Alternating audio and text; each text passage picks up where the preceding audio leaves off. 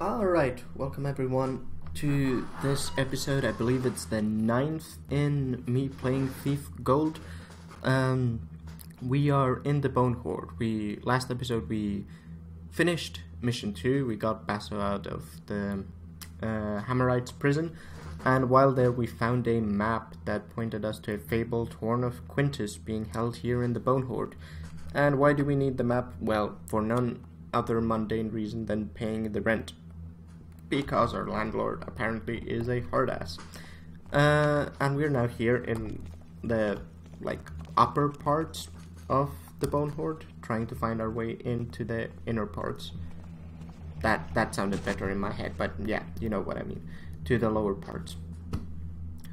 Okay, so let's see if we can find our way in here.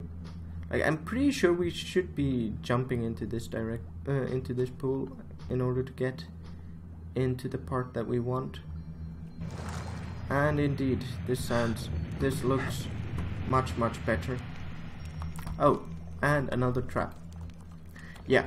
So that's this. As I said, as Garrett said in the previous episode, the reason we are here is because of our landlord wanting the rent, and that's also one of the reasons why I love this series. There are many, and this is one, because it just takes these... Garrett is a really mundane guy, and takes these mundane guy issues and forces us to play because of them, not because we're the hero, because, let's face it, the shtick of Garrett is he's never the hero, he's just looking out for himself, and that's it. And that's just shown as here with the rent example as well. He's not here because he wants to be famous or anything. He'd rather not be here, just like me, by the way.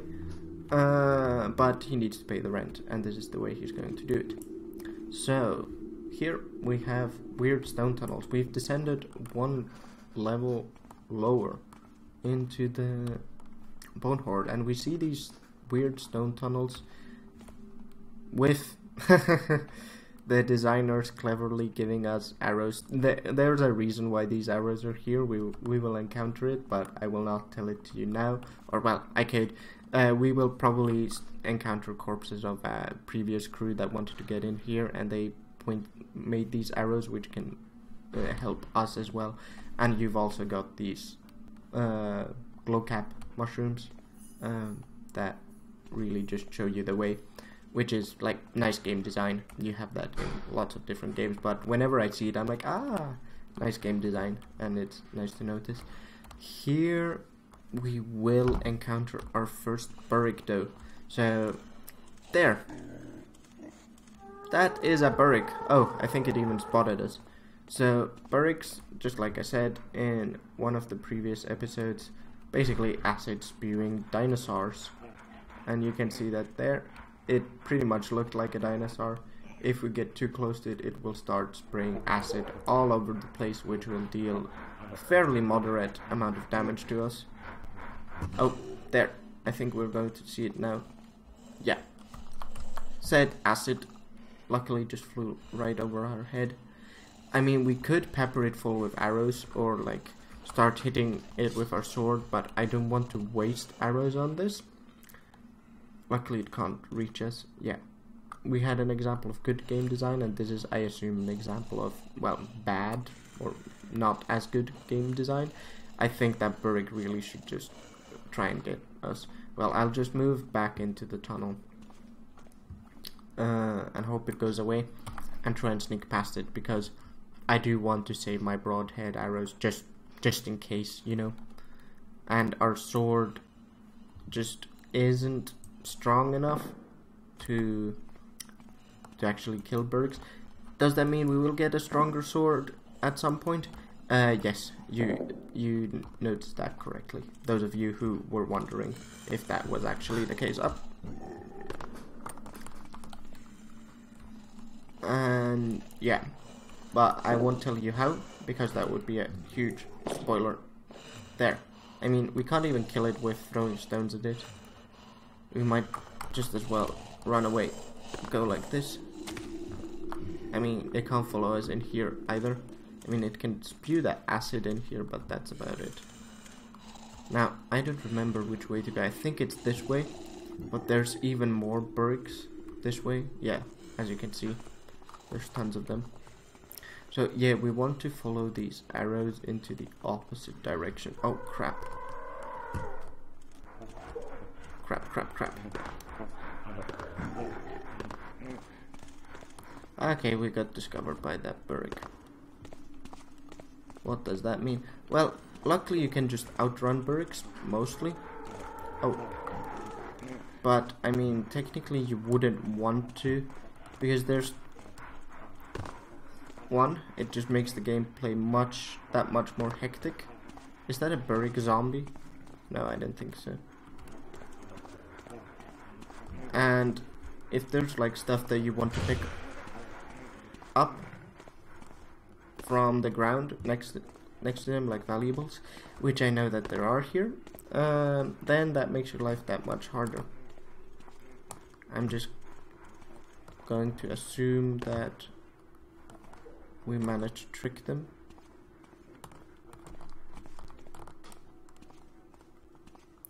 Because I know that I mean, we are essentially in a makeshift mineshaft, and there's some silver and some gold here that I do want to get, because I don't want to spend ages and ages looking for valuables in all the nooks and crannies that we might have missed to hit that 2000 gold objective. But then again, another important aspect would be that if we... Oh yeah, I think these are zombie burricks. If we spend too much time here, we will run the risk of getting lost. I mean, those are apparently not quite zombie burricks, but almost, which is just fine by me. I'm just wanting to find where the valuables are here. Let's look at the map. Yeah, the map is literally, where am I? I do agree. Nice humor there. Where indeed am I? Alright.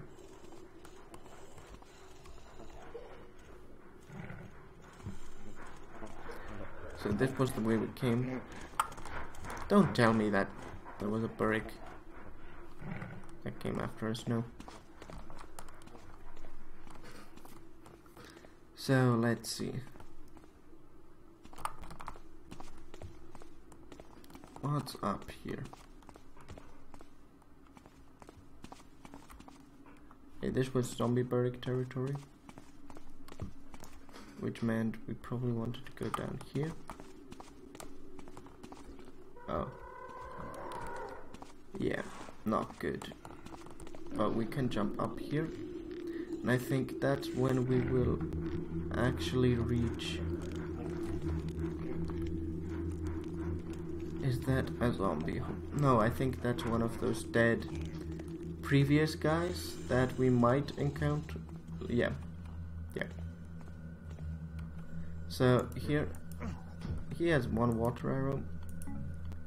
And yeah, let's see what he has to say. So this is the previous excavation or thief crew.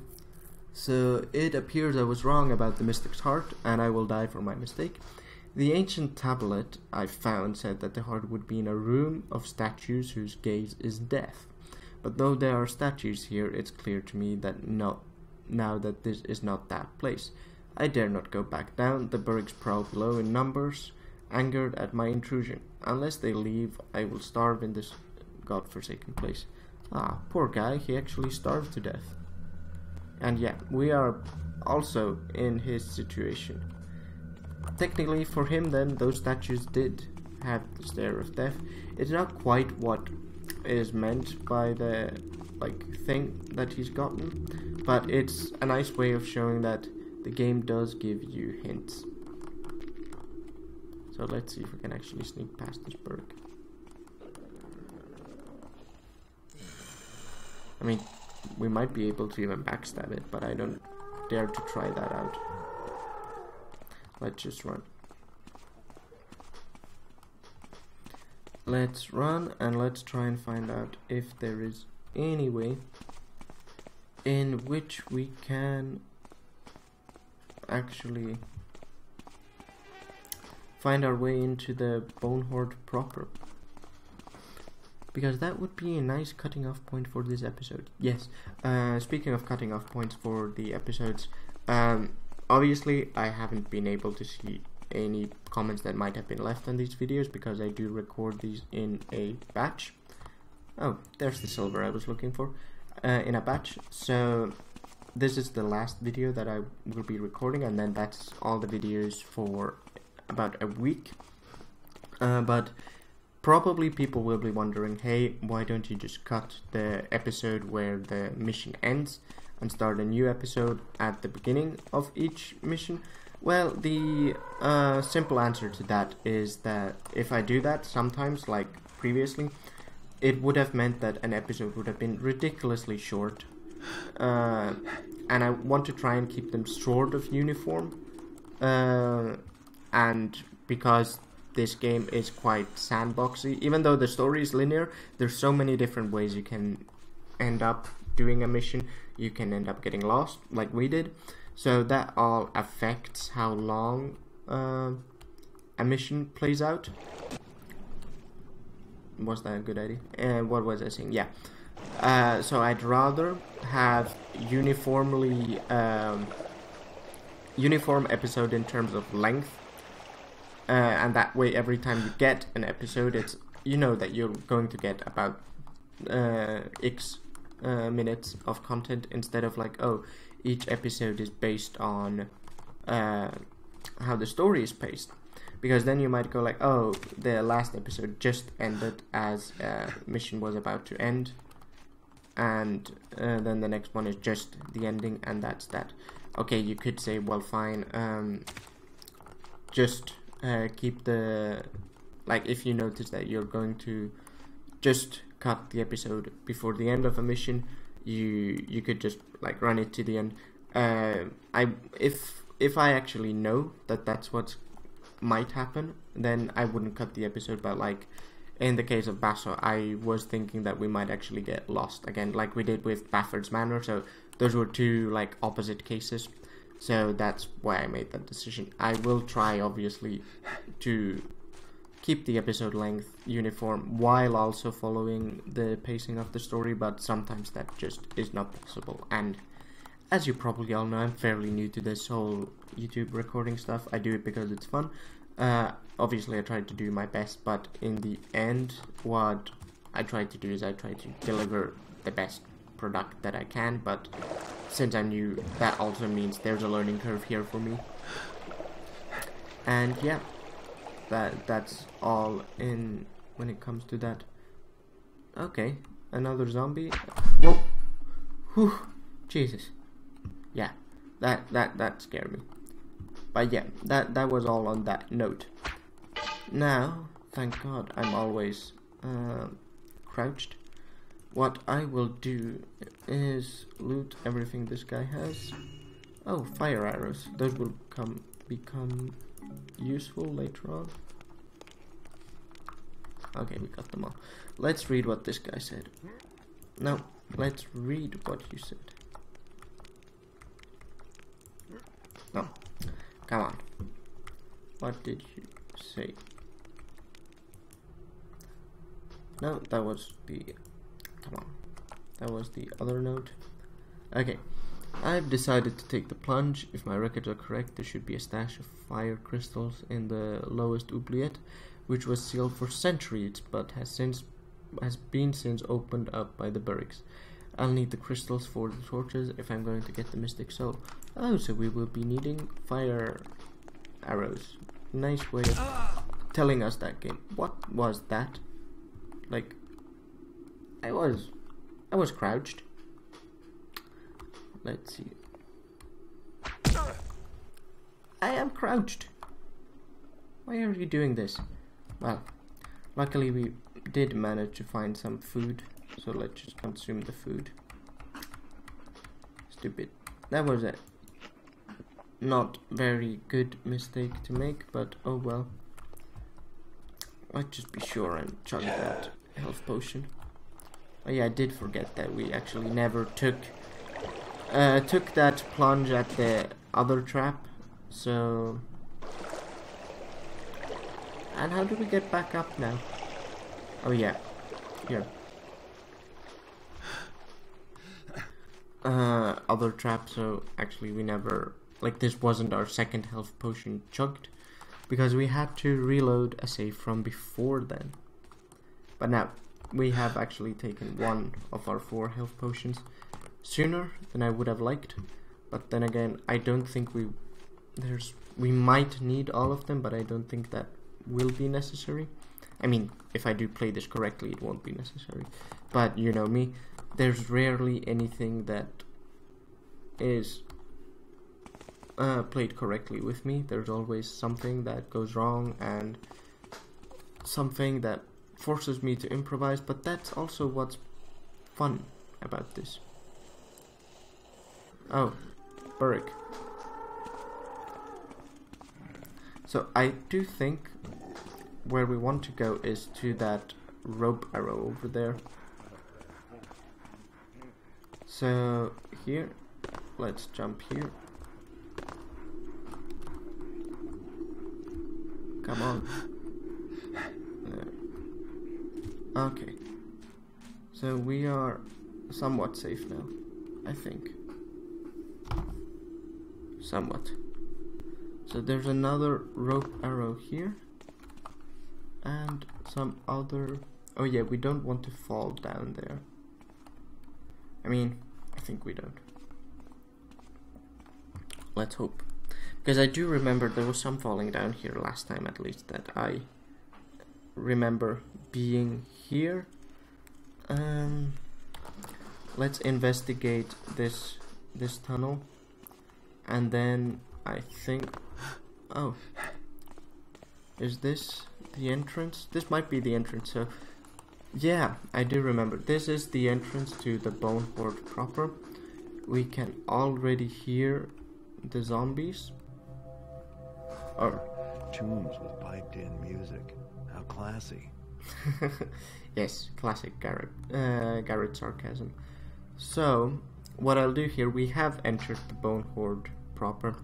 I will just leave you here, guys, and thanks for watching. I'll see you in the next episode.